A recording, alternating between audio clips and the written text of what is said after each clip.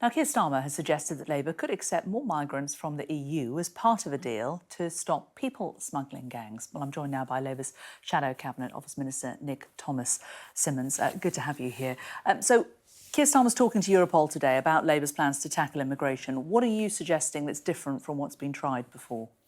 Well, firstly, it's very good to join you this morning, Jane. And this is an absolutely critical issue. There was a promise in the 2016 referendum about taking back control. This government has lost control of our borders. And what Keir Starmer and Yvette Cooper are setting out at Europol at The Hague today is a series of measures that we want to take for a new security arrangement. So first of all, that means real-time data sharing, which we don't have at the moment, to really help us with cracking down on those criminal gangs. Secondly, Labour would create a new cross-border policing unit, paid for by the money that's currently being wasted on that unworkable Rwanda scheme. We could then actually have officers at Europol leading on these investigations to try to make sure that we're breaking that model, that awful, vile people smuggling model. And here in the United Kingdom, what we'd also have is a new serious and organised crime strategy. At the moment, there are serious crime prevention orders that work in areas like financial crime so that you can actually put restrictions on what people are able to do who are convicted of those offences. Let's do exactly the same thing in terms of immigration crime, and let's make sure as well that GCHQ and the National Crime Agency are able to share all the intelligence that they need to really try to prevent people ending up risking their lives in the dangerous waters of the English Channel. What about safe and legal routes? My understanding is that he's talking to the EU about the possibility of increasing the numbers of people that come through to the UK through safe and legal routes through the EU. Is that correct? Well, what we are looking to do as an objective is a returns agreement. By the way, at the moment, the government is in a position to return people already to particular countries. They're not fast-tracking that situation. They're not doing that competently.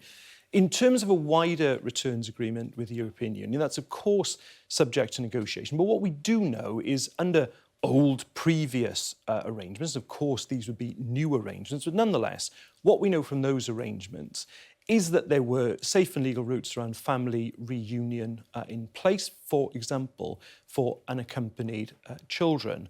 But what we would be looking for is management and control of the system, which is absolutely vital and not there at the moment under this government. So in terms of numbers of those who could come through those safe and legal routes, that's key, isn't it? And management of those numbers is key. The current system they have in the EU is about countries taking their fair share. So if the UK were to go to the EU and say, you know, we're interested in doing this, we want to take our fair share. The EU population, 447 million, UK population, 67 million. We're 13% of the EU. So that works out at 13% of 447 million. It works out at around 182,000 migrants, in theory, that we could be taking from the EU into the UK under Labour's plans on top of the small boats. Now, these are people, as you say, that would be vetted, there'd be people that we would want to have in the UK, but that is a big number. I don't accept that number, that analysis. And this would be something. Why would the EU enter into a returns agreement with us if we weren't willing to take our fair share in return? It's about fairness across the whole of the EU, isn't it? But what I've looked at and what we look at is what the EU did previously in terms of arrangements. What they did previously was around the safe and legal routes. It was specifically around a family reunion route. But we're getting into here what would be a position for a government around a negotiating table. And, you know, we can all come up with figures. But what in your head would be a fair number if it's not 10%? Well, that would be subject to the negotiation. But overall, our position is that net migration has been too high in the UK, and we want to see that coming down. That's our overall position, and that's something we'd obviously take into any negotiation with the EU. But the fundamental point here is the reason that you look at the different things that we're doing, of course, returns agreements is part of it, but it's also about, as well, speeding up this chaos the government's created in the asylum system. We talk about numbers. There's currently over 170,000 people who are stuck in our asylum system that the government could be dealing with now if they actually got their act together. But we need to know how many more people potentially could be coming into that asylum system if we're going to start accepting thousands from Europe. And the fact is, if you say it's all about us taking control and keeping control, if we get locked into a quota system with Europe and the numbers of migrants coming into Europe massively shoots up, say it doubles, then the UK will be obliged to take those migrants, and that will be something a lot of people would be uncomfortable with. Well, yes, and as I've said, the objective is for the net migration figure to come down. And certainly it's not about locking ourselves into a system without control. That's not the objective. The objective of all the things that we are setting out, whether that is the work that Yvette Cooper and Keir Starmer are doing at The Hague today around measures to tackle the criminal smuggler gangs, whether it's around putting fast tracking into the asylum system, whether it's about returns agreements. And by the way, we could be doing returns now to particular countries in a much faster way if the government got its act together. This is all part of a piece to secure control and management of our borders, which is absolutely vital, I think, for people. There are already safe and legal routes, the government says, for migrants here from a number of countries like Afghanistan, like Ukraine. It doesn't appear to have deterred those coming across on the small boats, does it? What evidence do you have that increasing the safe and legal routes via the EU, perhaps in this returns agreement, would actually have an impact on the boat numbers? Well, the reason that we've set out a number of different measures is precisely because we don't believe that any one of those single measures on their own is going to have the impact it needs. It's about all these different things.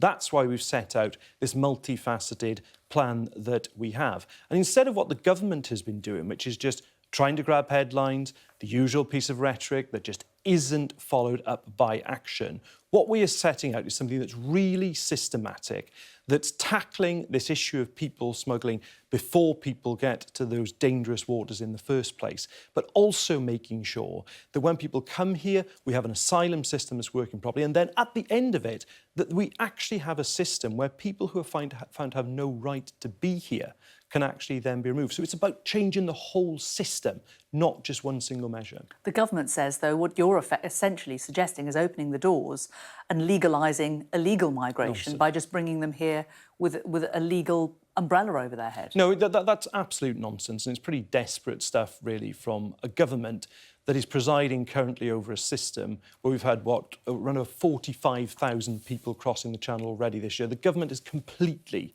lost control of our borders. And what we are putting in place today is a plan to actually take back control of those borders, which is so important.